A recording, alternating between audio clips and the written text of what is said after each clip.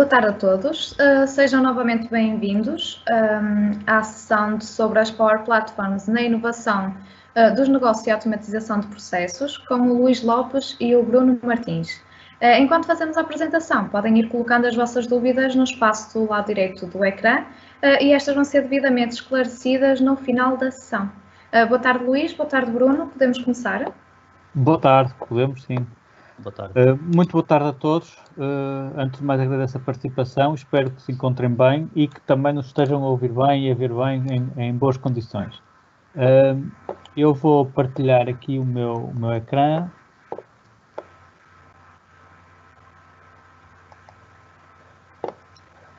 Segundo. Confirmem-me só que estão a ver, por favor. Sim, já estamos a ver. Muito bem. Sim. O nosso tema de hoje é as Power Platforms, a maneira como as Power Platforms podem ajudar, enfim, de uma maneira geral, como é que podem ajudar a automatizar os processos, a melhorar processos e rapidamente a conseguir suportar, através de sistemas de informação, aqueles processos que tipicamente estão paralelos aos grandes sistemas, aos ERPs, aos CRMs, e, portanto, como é que nós conseguimos facilmente criar mecanismos que automatizem esses processos e, naturalmente, nos ver dados à minha plataforma de dados, enfim, onde quer que eles estejam, e vou ver esses dados também para os meus sistemas. De uma maneira geral, a Power Platform é composta por 4 aplicações. O Power Apps, o Power Automate, o Power BI e o Power Virtual Agents. O Power Apps é, digamos, a minha ferramenta de desenvolvimento, é uma ferramenta de desenvolvimento de baixo código, ou quase, enfim, por vezes nem é preciso escrever código nenhum, portanto, aquilo que nós chamamos de desenvolvimento low code para construção de business apps. Portanto, estamos aqui a falar essencialmente de ferramentas que me permitem suportar os meus processos de negócio. Através das Power Apps é possível criar aplicações web que podem executar em todas as plataformas móveis. Por exemplo, consigo ter Power Apps a correr em Android, a correr em iOS e, naturalmente, a correr nos meus sistemas Windows também. Quando nós falamos em aplicações de negócio, obviamente que estamos a pensar sempre em processos, tipicamente processos que eu tenho nas minhas organizações, que estão relacionados com a minha atividade, por exemplo, encomendas, pedidos de encomendas, circuitos de aprovação, etc. Mas nós temos também assistido, e agora enfim, com o advento do Covid-19, temos assistido à utilização das Power Apps para fins muito diversos. O registro de casos, por exemplo, temos assistido a algumas organizações a utilizarem a Power Apps para ter um centro de comunicação e um centro de informação e de disponibilização de informação sobre o Covid. Portanto, sempre que eu tenho necessidade de alguma forma automatizar e suportar, através destes processos, através destes sistemas de informação, processos de negócio que são muito, muito específicos, eu consigo fazê-los através das Power Apps de uma maneira rápida e fácil. O Power Automate, digamos, é o que me permite criar a agilidade e a interação entre as minhas várias aplicações e as minhas várias plataformas de dados. Portanto, possibilita que eu automatize estes processos de negócios e consiga, não só dentro daquilo que são as minhas, dentro daquilo que é o meu utilizador, mas também ligar-me a várias aplicações e automatizar a transferência de informação entre essas aplicações. O Power BI, digamos, se calhar aquele elemento dos Power Platforms mais conhecido, é uma aplicação de modelação e visualização de dados que me possibilita tomar decisões de uma forma rápida, de uma forma informada, sustentada, e descobrir descobrir factos em cima dos meus dados que de outra forma se tornariam difíceis de serem apresentados, difíceis de serem descobertos, e, portanto, ir um bocadinho mais além daquilo que é a construção de relatórios base, de relatórios, enfim, apenas ilustrativos de um estado atual da informação. Devo dizer que nós, com estes 3 elementos, no fundo, temos as 3 peças fundamentais de qualquer sistema, que é a introdução dos dados, a manutenção da informação, a automatização e, portanto, os processos em cima desses dados e depois a apresentação da informação. Portanto, todos eles em conjunto conseguem trabalhar e fornecer suporte para uma diversidade muito grande de processos de negócio. Temos, por outro lado, também, se calhar, o elemento menos conhecido, o Power também por ser mais recente, o Power Virtual Agent, que me permite desenhar, desenvolver chatbots, também através do interface no-code. Estes chatbots têm a facilidade de permitir responder através de um chatbot, portanto, através de uma conversa, permitir responder aos meus utilizadores, e só quando a sequência de interação não está, enfim, sai fora do normal, então aí sim existir a intervenção de alguém para dar sequência ao processo. Há muitos problemas que são resolvidos através desta interação, seja alguns pedidos de requisição, seja pedidos de informação, e, portanto, a utilização dos Virtual Agents é, sem dúvida, um fator importante para automatizar os processos e, naturalmente, minimizar a intervenção humana em processos que não são tão críticos e são repetitivos e não carecem da análise de um ser humano por trás. Transversalmente a estas 4 aplicações, nós temos 3 componentes essenciais e muito importantes. Temos um AI Builder, que me permite adicionar capacidades de inteligência artificial ao Power Automate e ao Power App, suportado nas capacidades de inteligência artificial do Azure e Machine Learning. Portanto, eu consigo ter aqui, aproveitar toda a capacidade e todo o poder computacional que o Azure tem nesta vertente e transportá-lo para as minhas aplicações de negócio. Tenho o Microsoft Dataverse, que se calhar também conhecem como Common Data Service, que o Microsoft Dataverse é uma base de dados transversal a toda a minha plataforma Power e também a toda a minha plataforma Dynamics. Portanto, eu neste momento consigo, e o objetivo será conseguir ter uma plataforma de dados que todas as minhas aplicações empresariais acedam de uma forma rápida, de uma forma fácil e naturalmente segura, garantindo também que esses dados estão devidamente protegidos. A utilização do Microsoft Dataverse traz também aqui um outro fator, que é a capacidade de escalabilidade da informação que eu tenho nessas plataformas, de uma forma também fácil e sem, ou minimizando silos de informação que depois acabam por ter um custo de manutenção elevado e eventualmente produzir aqui dificuldades de interpretação dos dados que me são devolvidos. E depois, naturalmente, um conjunto de conectores. À data de hoje existem mais de 275 conectores que me permitem interagir com ferramentas que não são apenas Microsoft, com ferramentas, enfim, de todos os fabricantes de software, algumas conhecidas. Eu tenho conectores, por exemplo, para o Twitter, tenho conectores para o Gmail, tenho conectores para o Trello, portanto, enfim, N plataformas conhecidas, além de ser possível também desenvolver conectores próprios para as minhas próprias aplicações ou para um fabricante que, por alguma razão, não tenha um conector disponível.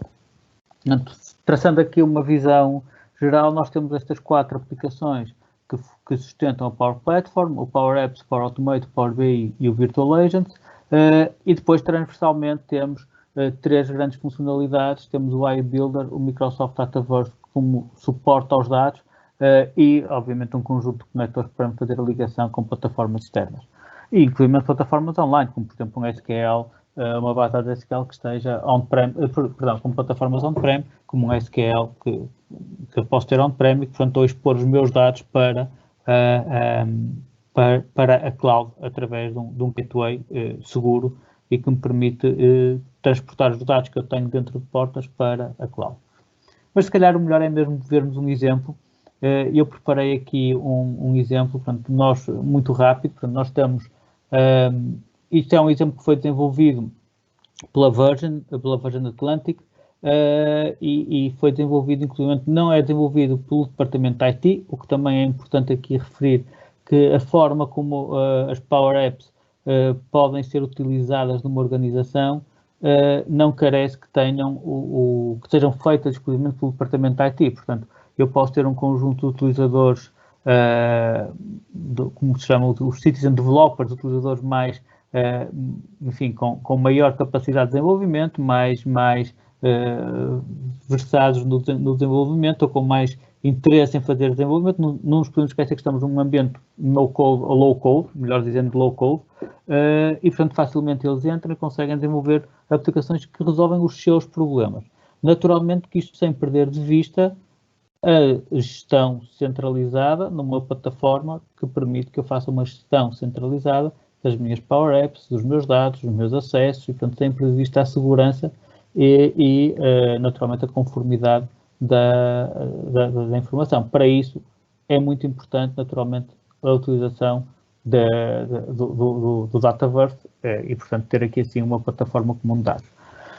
Muito bem, isto é um exemplo, nós temos aqui basicamente a ver aqui uma expansão do Dynamics 365 feita em Power Apps, portanto nós estamos aqui a ver algo que vai no fundo expandir as capacidades que o Dynamics 365 tem utilizando o Power Apps, e temos aqui um desenvolvimento de uma aplicação específica em Canvas, portanto isto é uma Canvas App, é uma aplicação desenhada de raiz para Power Apps, para ser utilizada num telemóvel ou num tablet, e basicamente o que esta aplicação faz é, sempre que eu necessito de, por qualquer razão, ter um voo mais curto, e portanto ter um voo que entre dois locais que seja mais rápido, não é mais curto, seja mais rápido do que o que está estabelecido, eu posso pedir um aumento do custo de combustível, portanto, para esse voo. A pessoa que estava a gerir este processo resolveu desenvolver esta Power App e, portanto, ela agora serve um exemplo para aquilo que pode ser uma Power App desenvolvida para resolver um problema específico de negócio. Nós temos aqui, neste interface, temos basicamente três botões que me permitem fazer novos registros e um que me permite fazer a consulta de registros atuais.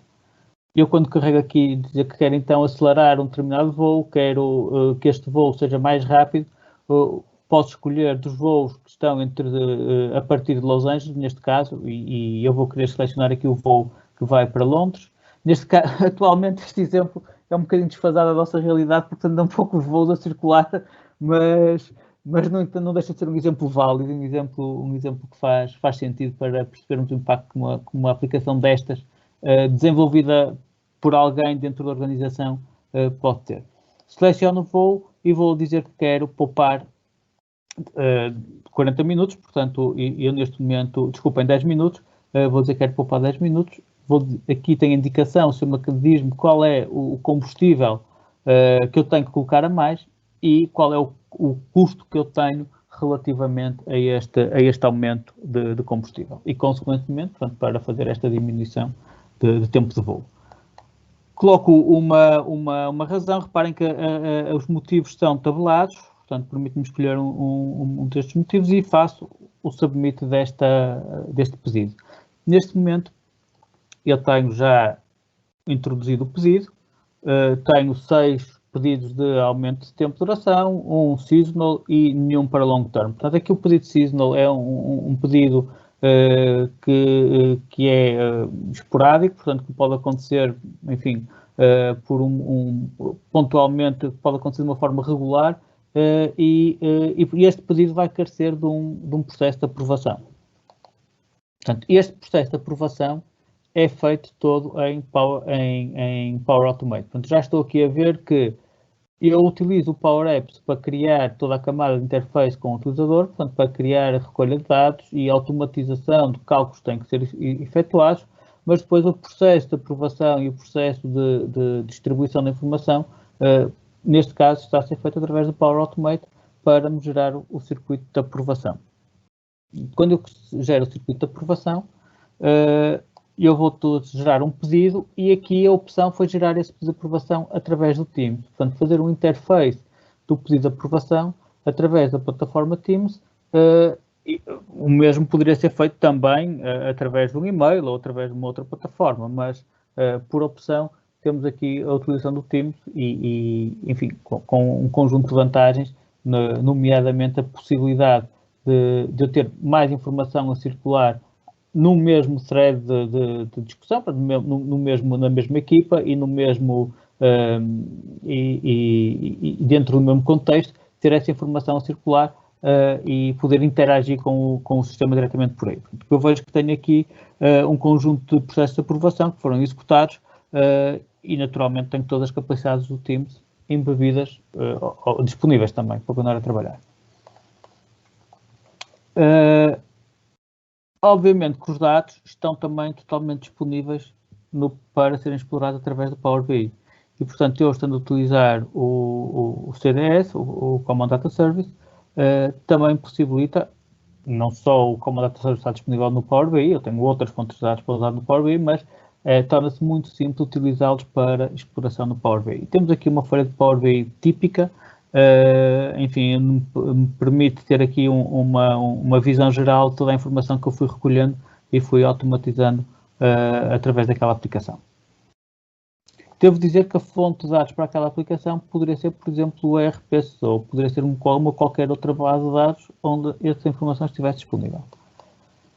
Só que uma nota final relativamente a este contexto, eu posso, e temos aqui um interface da Azure já bastante datado, portanto este exemplo já é um exemplo deste Machine Learning que nós temos aqui, mas é um modelo de previsão de consumo de combustível que eu posso utilizar para me fazer o cálculo do custo associado à aplicação que me é apresentado, mediante a diminuição do tempo de voo, portanto eu vejo o aumento do combustível e o consequente aumento do custo que tem, e esse cálculo pode ser feito através do Machine Learning do Azure, neste caso, neste exemplo está a ser feito, e portanto, à medida que eu tenho mais dados, vou tendo cada vez resultados mais fiáveis e aprimorando o modelo de cálculo que tenho. Ok. Sofia, eu não sei como é que estamos em termos de tempo, eu vejo aqui o... Temos cerca de 13 minutos. Ok, então... Só vos queria dar aqui uma nota relativamente ao Power BI, porque nós estamos muito habituados a ver um conjunto de informação e de relatórios no Power BI que expõem a informação que eu tenho, que, enfim, neste exemplo, dão-me as minhas vendas, dão-me as minhas quantidades vendidas, com gráficos, enfim, todo aquele interface que nós, muitos de nós já conhecemos do Power BI, mas há aqui alguns aspectos que são importantes. Portanto, eu posso graficamente alterar o Power BI de maneira que tenha um interface, enfim, muito mais amigável e muito mais fácil de ler, mas além disso, eu consigo ter aqui, em cima do Power BI, consigo ter um conjunto de análise de informação que me permite depois fazer inferência sobre esses dados e que me permite tirar mais sumo dos dados que eu tenho. Portanto, neste caso, eu consigo fazer uma análise sobre os principais influenciadores para os números que eu tenho, e consigo perceber, e neste caso consigo perceber, é uma base de dados de devoluções, portanto eu quero analisar devoluções conforme forem homens e conforme forem mulheres, e o que é que influencia mais essas devoluções, são, por exemplo, defeitos do produto, que produto é que é, portanto consigo ter aqui esse tipo de informação, assim como consigo ter, por exemplo, os segmentos principais e a distribuição de segmentos. Esta informação é o Power BI que me está a dar, de acordo com os dados que eu tenho no meu sistema, e que me permite depois, a partir daqui, tomar decisões com base neste tipo de dados.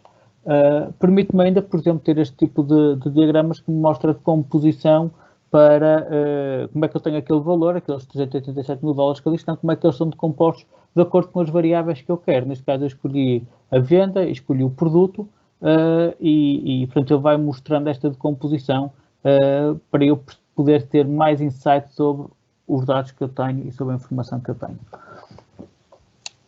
Eu penso que bati no tempo certinho.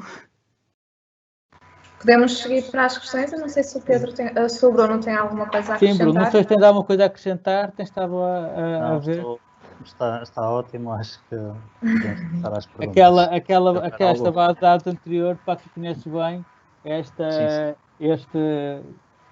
Power BI é algo que tu conheces bem. Não sei se queres acrescentar aqui mais alguma coisa, se quiseres estar à vontade. Não, relativamente ao Power BI é só ter em consideração que tudo isto que é apresentado aqui é passível de ser adaptado às realidades de cada cliente e às necessidades próprias. E tal como tu disseste, há análises que, apesar de não as podemos mostrar aqui porque são muitas e são variadas, nos dão informação que, caso a caso, poderão ser muito úteis, especialmente aquela última que tu mostraste, se puderes mostrar. Sim. Aquela última, exatamente, este diagrama aqui permite-nos fazer, como eu costumo chamar, o descascar os valores por diversas camadas e além do que é visível aqui, permite-nos ver informação, saber porque é que os valores superiores estão diferentes e porque é que os valores inferiores estão diferentes, fazer a consulta consoante esse tipo de informação, e penso que é algo que é bastante útil, e a Microsoft tem trabalhado muito nesse sentido, na evolução das análises e facilitar a criação de mapas, e nesse sentido tem evoluído muito a plataforma. Sim, eu acho que aqui estes aspectos às vezes não são muito explorados no Power BI. Este aspecto, a própria capacidade que eu tenho, por exemplo, neste caso aqui, de colocar aqui um valor para poder ter uma análise what if, e portanto perceber se nós, neste caso, as nossas devoluções diminuírem em 25%, o que é que acontece? Portanto, este tipo de... Não estamos aqui a devolver dados para a base de dados, não é este o objetivo. O objetivo aqui é ter aqui uma variável e depois ver um resultado. Fazer um prognóstico, não é? Exatamente. Fazer um prognóstico e com uma previsão, portanto, pode também ter aqui uma capacidade de previsão com base nos dados históricos que tem. Conseguem fazer uma previsão e uma evolução enfim, prever qual é a evolução daquela medida, daquele elemento.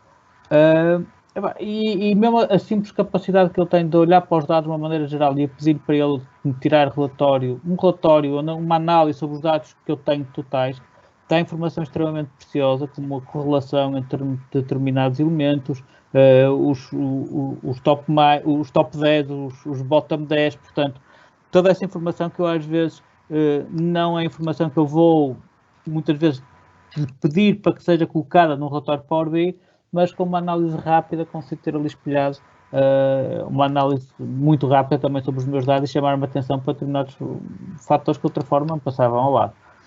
É isso mesmo, há muita facilidade em tirar determinadas análises que de outra forma nem sempre são tão simples de se chegar lá.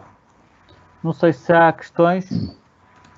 Sim, obrigada Luís, obrigada Bruno. Vamos então passar se calhar para as questões. Como é que funciona o serviço Power Platform? Existe alguma licença? Sim, existe o Power Platform. Há licença de utilização que já está incluída no Microsoft 365 e no Dynamics 365, portanto há uma licença de utilização que está incluída aí, e depois há licenciamento específico para quem não tem Microsoft 365 ou Dynamics 365. Também, quem só tem licenciamento de Microsoft 365 ou Dynamics 365 pode necessitar de licenciamento adicional dependendo dos dados a que se quer ligar. Portanto, há conectores premium que, se eu me quiser ligar a eles, portanto, se eu me quiser ligar a essas fontes de dados, se quiser utilizar esses conectores premium, vou ter que adquirir licenciamento específico e não me chega só o licenciamento que eu tenho do Microsoft 365 ou Dynamics 365. Ok. Outra questão, o Power BI só funciona com produtos Microsoft? Não, o Power BI funciona tem uma capacidade enorme de ligação a fontes de dados. Se nós viermos verificar qual é o número de fontes de dados que o Power BI tem, seja on-prem, seja na cloud, enfim, são imensos e sempre a crescer. Devem ser à volta de 200 e pico. E mesmo em relação a aplicações de utilização, ele pode ser utilizado, além do browser, pode ser utilizado depois em aplicações para telemóvel e tablet, para iOS e Android também. Exatamente. Eu posso só partilhar aqui muito rapidamente. Sim, claro.